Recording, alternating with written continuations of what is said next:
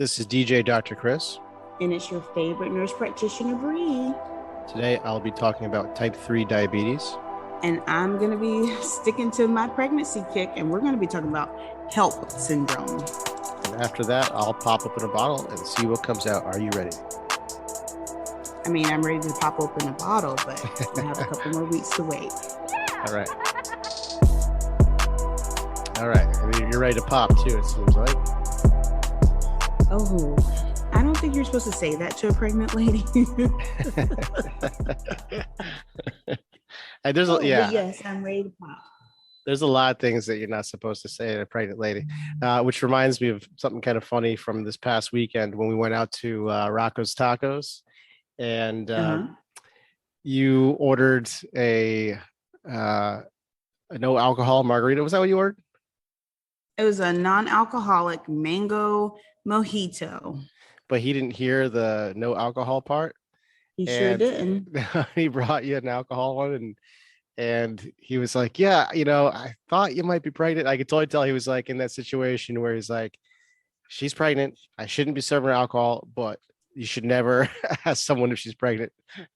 You never assume. That's correct. So he did the right thing. Yeah. And my face when I tasted that drink, y'all, it was a mess. I was like, oh, I hadn't had this in a long time and I still can't have it. So I was like, sir, is there alcohol in this drink? And he was like, yeah. And I was like, oh no, I'm pregnant. It was just a little sip though. I'm sure everything will be fine. I'm sure she'll be fine. Yeah. All right. So HELLP syndrome is what you want to talk about. I've never even heard of this one. So enlighten me. So, of course, y'all, this series is about over. Like I said, we got 6 to 8 more weeks. She's measuring 2 weeks ahead. The doctors may take her early, just depending. So just keep us in your prayers. But with HELLP syndrome, it is a series of symptoms that make up a syndrome that can affect pregnant women. HELLP syndrome is thought to be a variant of preeclampsia. So we've discussed preeclampsia earlier, but it may be an entity all on its own. There are many questions about HELLP syndrome. The cause is still unclear, and many doctors often misdiagnose it because a lot of them just kind of group it in with preeclampsia. It's believed that HELLP syndrome affects 0.2 to 0.6% of all pregnancies. So you may ask, what does HELLP stand for? So HELLP is actually spelled HELLP. And the H stands for hemolysis, which is the breakdown of red blood cells. The EL stands for elevated liver enzymes, which does with your liver functions. And the LP stands for low platelet counts, which the platelets help with the blood clotting. It's kind of nerve wracking, because you don't have all that stuff going on with my iron and all that stuff. So pretty much as long as they monitor you. But HELLP syndrome just kind of comes out of nowhere. It's not like the doctors miss it. It just pops. It can happen before pregnancy or after you give birth. So some of the symptoms are headaches, nausea and vomiting that continues to get worse, upper right abdominal pain or tenderness, fatigue. I feel like I have that all the time. My abdominal pains because Elizabeth keeps kicking me in my ribs and it does not feel good. Some other symptoms may include visual disturbances, high blood pressure, protein in the urine, swelling, and bleeding. How is this diagnosed? Okay, so HELLP syndrome can mimic many other conditions like we talked about. You do a series of blood tests, which liver function. And then in the third trimester, you also, I think every time you go to the doctor, they test your pee for protein and stuff in your urine, so you don't have to worry about that. But yeah, they should definitely focus on everything with the blood tests and the urine samples in the third trimester, because that's usually when it occurs. It may also occur 48 hours after delivery, like I said, and symptoms may take up to 7 days to be evident. So what can you do? How is it treated? bed rest, an admission into a medical facility to be closely monitored, steroids, because it helps. This is while you're pregnant. Steroids helps develop the baby's lungs a little faster. A lot of the doctors use, it's called Celestone. It's a corticosteroid. They give you the injection while you're pregnant. And then that way it helps the baby's lungs develop. Magnesium, which helps prevent seizures, a blood transfusion if your platelet count gets too low, blood pressure medication, and of course, fetal monitoring. So what causes HELLP syndrome? Like I said before, they don't know, but they have I guess like a little chart that they've been researching. It's usually associated with preeclampsia or pregnancy-induced hypertension. If you have HELLP syndrome in the past, there's a 19 to 27% chance that it will reoccur each pregnancy, which is kind of nerve-wracking. And then women over the age of 25, Caucasians, and if you have given birth more than 2 times. Do they give vitamin K for it ever? Isn't that, because it sounds like it thins your blood significantly, right? It causes bleeding, you get the low platelet It's not count. it's the platelets, the clotting factor of it. Right. And doesn't vitamin K help with clotting? I don't think they give it for this, because it didn't say that. Let me check my facts, make sure I got that right. I'm pretty sure that's one of the things vitamin K does. Vitamin K does help with clotting, because like when babies are born, that's the first thing they do is they give them a vitamin K shot, their Hep B shot, and they give them erythromycin over their eyes to help any like infections or bacteria that they may have contacted as they come across the vaginal canal. Gotcha. Okay. That's good information. I've never heard of this one. HELLP syndrome. Hemolysis. And what was hemolysis again? It's a breakdown of blood cells. Yes. And then the low platelet counts, which kind of goes along with that. And then elevated liver enzymes. Mm-hmm. I feel like a lot of things elevate liver enzymes. Like this podcast. Our drinking game that we do. Which I just did a video on electrolytes and alcohol. I was kind of thinking about doing that topic, but maybe I'll say that for next week. Save that for next week. Okay, cool. All right. So are you experiencing this? No. Okay. I just thought it was kind of cool because I'm always a hypochondriac, and I'm like, oh, what if this happens to me after I deliver the baby? Oh, I have 8 more weeks, so it could happen at the end of the trimester. Oh, I'm always tired. Everything happens to me apparently because like I said, I'm a hypochondriac. But nope, Miss Elizabeth's doing just fine. We went to the doctor, y'all. She's 5 pounds, 5 ounces. She a big girl, and we have a ways to go. I got to see her cute little face. Oh my gosh, yes, y'all. We did a 3D 4D ultrasound. Her little nose, she is just, I mean, I'm biased because I'm her mama, but I just think she's the cutest little thing. I'm sure she's gonna be gorgeous. I can't wait to meet her. I can't wait for y'all to meet her. I know. We'll definitely like post something while I'm in the hospital, and that way when she comes, I'll post it on the Instagram page. So excited. Which, by the way, do you want to tell them what we just started? Yeah, I was just going to mention that. I think it's a perfect time. We now are official and have a website. So it's poppinbottlespodcast.com. Go on there. Yes. And I'm proud of it. I built it myself. It's got a little bio on the 2 of us. It's got a place where you can contact us directly. So you can email us if you want us to talk about any specific topics. You can obviously, there's links to the podcast. And I even put in what I call the 9-point checklist, like 9 tips to live a long, healthy life. That's a free download. Cool. Well, anything else on HELLP? No, I think we pretty much hit all the bases. If y'all have questions, like I said, go to our website. We can finally say that, or go to Instagram, send me a DM.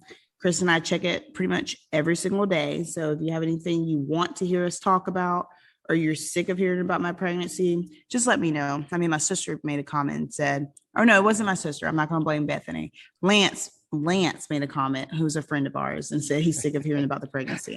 I told him he has to hear about it for about 8 He's probably the only person. Afterwards. He's probably the only person I can think of that actually would tell you that. Yes. Okay, so in the rehab corner, we're talking about type 3 diabetes. Okay, this is a new and not exactly accepted term. And it refers Nope. to, have you heard of it before? Type 3 Yeah, I've diabetes? heard of it, but I'm Yeah. like, that's, You sound skeptical. I probably have type 3 diabetes too. No, you don't. Because type 3 diabetes is Alzheimer's disease. It's just another term for Alzheimer's. So I can't remember shit. come on now. No, That's that's just just pregnancy that's brain. pregnancy, that's fatigue, that's all that stuff. So, this has been like there's always been a strong correlation between diabetes and then later in life developing Alzheimer's is well documented. So this is a term that's kind of being thrown around, and they're starting to kind of understand the relationship. So, quick reminders: diabetes is directly influenced by insulin. So you either have not enough insulin or you have too much insulin. If you don't have enough, it's type 1, and you have to take insulin. And then type 2 is too much. That's something that develops through lifestyle. So a lifelong diet of high carbohydrates, lots of sugars, basically the standard American diet, will tend to lead to insulin resistance, which turns in insulin resistance basically is diabetes or the precursor to diabetes. So, anyways, what happens is all your cells in your body, including all your brain cells, nerves, and everything, they all have receptors for insulin. Insulin has a role and is probably the most important and most impactful hormone in the body. And if you're constantly eating sugar, and not just sugar, carbohydrates, glucose, higher than average in carbohydrate world, your body is going to be constantly trying to deal with all those carbs by secreting insulin because that gets it out of the bloodstream, pushes it into cells.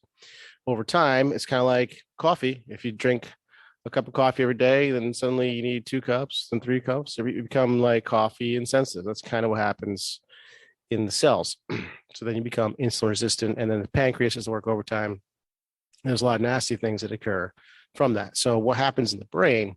So the sort of long-standing understanding of Alzheimer's that plaques develop in the brain, and that's what leads to Alzheimer's, just like plaques develop in the arteries. So the plaques in patients with Alzheimer's are formed in the space between the nerves of the brain, not inside the nerves.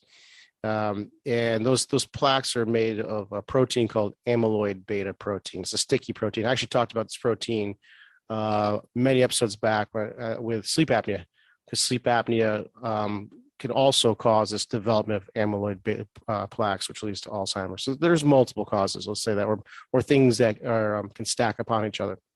So anyways, if you have an overabundance of insulin, it causes the nerves to release the amyloid beta protein that's inside the nerve out of the nerve and into the space between the nerves and the brain. So that's what we think may be the underlying mechanism. The other thing too is insulin. It will cause you to get fat. Actually, it's a builder. That's its main. It's got lots and lots of roles in the body, but one of its main roles is it's like an anabolic steroid. It builds things, and one of the things it does build is fat cells. In fact, diabetics that inject into their abdomen, they get like hyperplasia, where they'll get like, basically it looks like a ball of fat right at their injection site just from the insulin. And then what's interesting about fat cells is they're almost like endocrine organs. They actually secrete cytokines, which is basically a chemical that signals inflammation. So as you gain weight, you basically become chronically and systemically inflamed, and especially in the gut region. And all that inflammation can travel up towards the brain through your vagus nerve. So if you're diabetic, you're going to tend to be overweight, and overweight tends to be sort of chronically systemically inflamed, and that can also travel to the brain and cause inflammation in the brain, which probably is another confounding factor in Alzheimer's. So if you have these symptoms, you probably want to talk to a physician and maybe think about or talk to a physician about doing a low carb, high fat diet. There's also tests you can do. I do have an affiliate account with a company called Let's Get Checked. They can send you to your house an A1C test. And if you use the code DP20, you get 20% off that. But that's a really good test to give you an idea where you stand in terms of your sugar levels and if you're diabetic or pre-diabetic. Well, that's a lot of information. Yeah, hopefully it wasn't too much. No, because the thing is, like, I used to work for a neurologist, And he always said that you can't diagnose Alzheimer's until after the person is dead. You can say they have dementia, Right. which we can clearly see because of like different forgetfulness, like you said, behavior changes, like they have mood swings because they can't always remember. Sometimes they get really angry, but like until you can actually take the brain and dissect it, which would be like an autopsy, you can't just be like, oh, they have this, you know? Yeah. I wonder if that's still the case. I'm not sure if there's new imaging studies they can do, because I believe you can see in a CT scan of the brain, I believe you can see those plaques. I might be wrong. No. MRIs, CTs, you can see plaques on the brain, but you It's not can't. enough to say this is Alzheimer's. Gotcha. Yes. Gotcha. Yeah. So it's a type of dementia. It accounts for about 80% of all dementia is Alzheimer's. For vascular dementia, there's also a correlation between vascular dementia and insulin resistance, because insulin has a direct effect on the blood vessels. So insulin normally will stimulate nitric oxide release, which makes your vessels dilate. But as your blood vessels become resistant, that stops happening. And then you get a high blood pressure situation. And that's one of the things that causes vascular dementia. So, I mean, bottom line is, if you have a high carb diet for your whole life and you become insulin resistant, it's a slow, steady killer, unfortunately. Oh, well, either way, like we pretty much just live a healthy lifestyle. Yes, exactly. So, I think we probably shouldn't be drinking so much. Well, yeah, I think everyone's different. I have found for myself in Everyone's particular, different. right? I don't do well with carbs. I actually was born hypoglycemic, which I think for me meant I have sort of an overactive pancreas, meaning I have an excessive insulin spike with any carbs. So I was always like, if I had maple syrup on my pancakes, I had to lay down, I'd be exhausted. It would just crush me. And so to this day, I'm, basically low to zero carb, and I do so much better. So, that's my personal situation. I'm sure everyone's very different. Yeah, I agree with that. I tell patients all the time, your genetic makeup is different, so I can't give you a black and white answer. Right. But this is what normally happens. Right. Well, that's all I had on that. So, I will say one thing too. If you are overweight and you have high blood pressure, there's a very good chance that you have insulin resistance. So if you have those two things, because you can be overweight and not have high blood pressure and vice versa. But if you have those two things, that's a pretty good indication you should probably get checked out. Always consult your doctor. I say that every time. Just ask them. It doesn't hurt to ask. That's right. So, Dr. Bree, I'm ready to see you drink. Me too. All right, I'm popping over this water bottle over here. All right, I got another Scout and Cellar wine popping open. It's a rosé. This is a tip of my hat to Mike. Mike Stevens loves the rosé. So this is his wife does too. We just can't have it right now. Well, I guess he could have it. Well, but it wouldn't be fair. I'm gonna try this one. I haven't tried this rosé yet. It's called Dove Hunt Dog. We'll give this a shot. If I like it, I'll bring it over after Elizabeth is born. Oh, thanks. And it's tasty. Yes, this is a good one. And it's tasty. My water is from the faucet at our home, so nice. It tastes good. It's cold, and it's keeping me hydrated. There you go. That good Florida water. That good Florida. Well, actually, we have reverse osmosis in our house because the Florida water is not really that good. I grew up in South Carolina, as y'all know, and our water up there is so tasty. We got that mountain water. Yeah, this is the sulfur rotten egg kind of water. So I too now have reverse osmosis. I didn't for a while, and it was misery. So if you ever move to Florida and you live in an area where you're on well water, get reverse osmosis. It's a must. Reverse osmosis. Okay, so what do you want to do first? You want to hear my good news? You want to say that for later? No, I like to end it on good news. So let's do questions. All right. I believe I am. All right. So, Dr. Chris, what is the only type of cheese that is actually made backwards? Cheese. This is my department too. Made backwards. So instead from milk to cheese, cheese to milk? No. It's going to be some like pun or something stupid, isn't it? Mm-mm. Is it Gouda, cheddar, mozzarella? Eat them. It's Edam. I got it. I didn't even know what Edam was. Yeah, it's a cheese. I think it's from it's similar to Gruyere. It's probably from Switzerland. Yeah. As soon as So I was it's a like, useless fact that he knows. Who the hell knows that cheese is made backwards? What the hell? I told you that's my Whatever. department. Yeah, made, eat I them. just eat it. All right. I'm Next impressed question. with myself on that one. All right, Prunes were once what kind of fruit? grapes. Yeah. Grapes? And That's raisins. I'm thinking of raisins. Okay. yes, you know Prunes. this. Dates? And Oh, isn't it like a pear? and And you already got 3. That's wrong. all right. All right. What is it? It's a plum. Oh, I knew that. You knew it. I would have got there eventually. This one I don't even know. But how long is a fortnight? 11 days or 14 days? 2 weeks, right? 2 weeks. Like I said, I don't know this. God, my son plays that game all the time.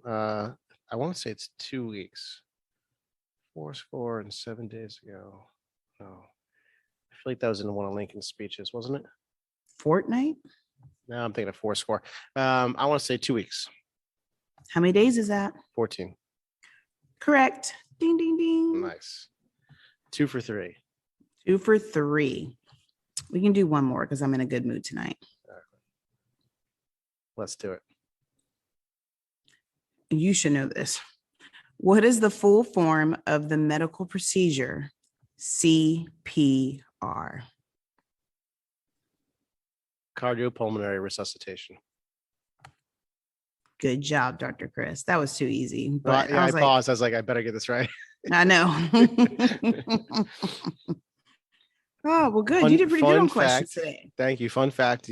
I heard this from a CPR instructor. I'm not 100% this is true, but apparently they're not allowed to show on television the correct way to do CPR. Like if you're, they always bring up the example of Baywatch because they're always doing CPR back in the day in Baywatch. There's bending the elbows, horrible form, because they'd rather show you how to not do it and not get sued than teach you how to do it right. I can see that though, because it's like, okay, well, I saw how to do CPR on Baywatch, so I just figured I could do it. They taught us. They said this was correct. Somebody out there would do that. Yeah, but like kind of the same thing could happen, right? You could be like, well, this is what I saw on Baywatch, the wrong way to do it, and the person died. And literally I would be like, you watched Baywatch to learn how to do CPR. Yeah, that's a fictional show. That just shows how litigious our society is and how ridiculous it can be. That is crazy. Yeah. All right, so let's talk about restaurants. Okay, I'll go first. I've got one in Fort Lauderdale. My buddy Chris Cash, shout out to you. He's actually Johnny Cash's cousin. Cool dude. Him and his wife Norma took my wife and I to this place called Southport Raw Bar. It's right on like an access point to the bay or intercoastal over there. So you're sitting around the water, seeing all these boats come in. It's really cool location. It's a bit of a dive. Well, dives, it's nice, but it's not like a fine dining by any means. It's a fun Florida spot. And they have this peel and eat shrimp that is just amazing. It's different from your average peel and eat. It's like in this almost soup of this Old Bay seasoning and oil and butter, and I don't even know what, but it's amazing. I've tried to recreate it at home so many times, and it's so good. I don't even take the shells off. I just eat the whole shrimp, tail and all. It's delicious. Ew. That's good for you. No. So that's my spot. The restaurant sounds amazing. I just would take the shell off the shrimp. Yeah, well, I took it off a few times, but sometimes like I can't wait to shove it in. Patience, my friend. One thing I don't have a lot of. Well, I'm still in Naples. Cute little brunch spot because you know how much pretty much I love brunch at this point because it's the only thing I can do. It's called Jane's Garden Cafe. It's on 3rd Street South. It's in Naples, Florida, of course. It is breakfast, brunch, and lunch. So it closes not for dinner, which I kind of like. But the reason why I love it so much is because it's pretty much outdoor seating. There's a little indoor seating, but outdoor seating is pretty much open air. It's like they have this fountain with koi fish in it, and all these cool like vines. And it's just really cute. Like, I want to have like a little tea party there. Yeah, I took my mother there. She loved it. That's a good take your mother kind of place.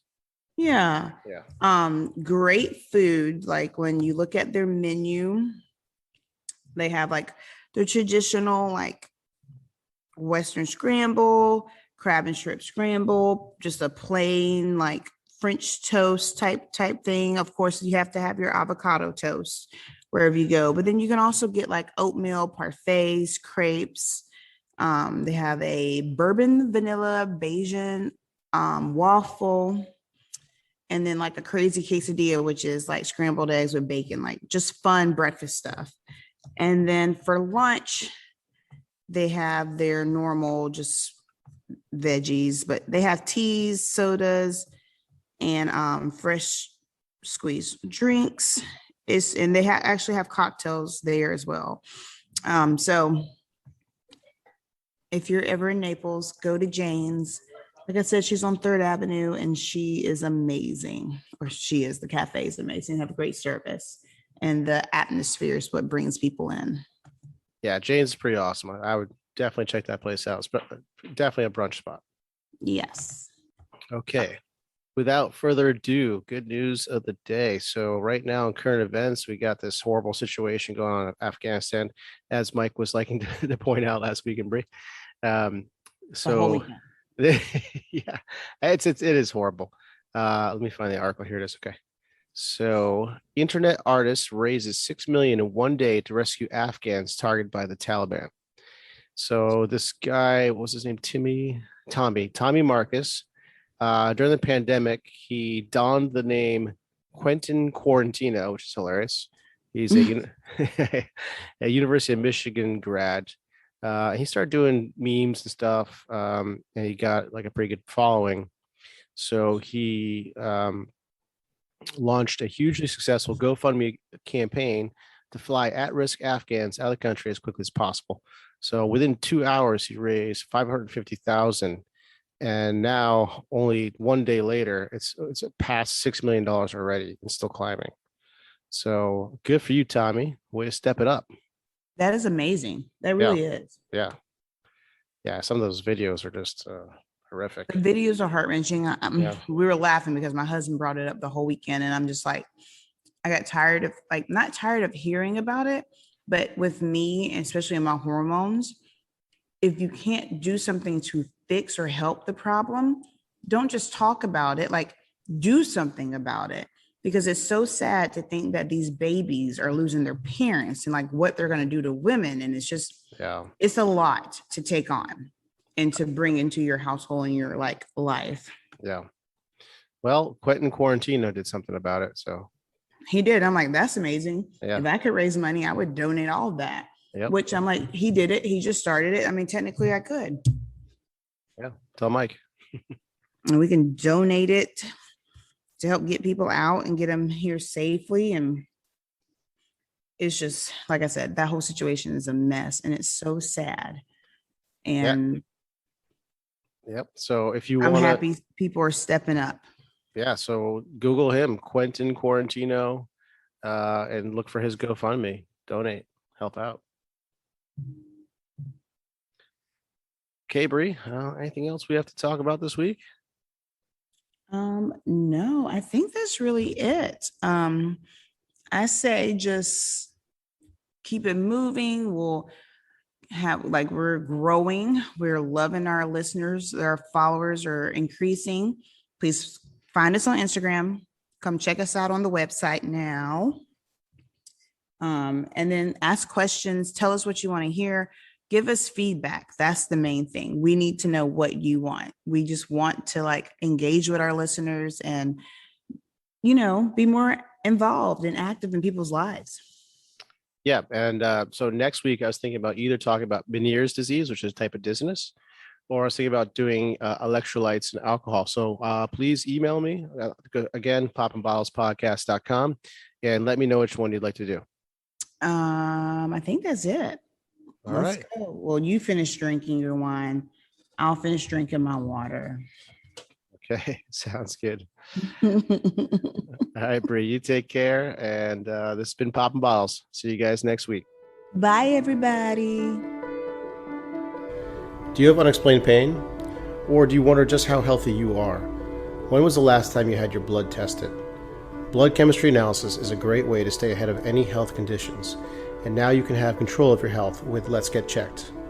Let's Get Checked is an incredible company that sends blood tests to your home. You can choose from over 30 different tests, whether that's liver function, testosterone, micronutrient, cholesterol, or C-reactive protein, which is a marker for inflammation. It's sent to you with free shipping, and you get results in 2 to 5 days, no physician referral needed. Use the code DPT20 for 20% off. Go to letsgetchecked.com and use the code DPT20.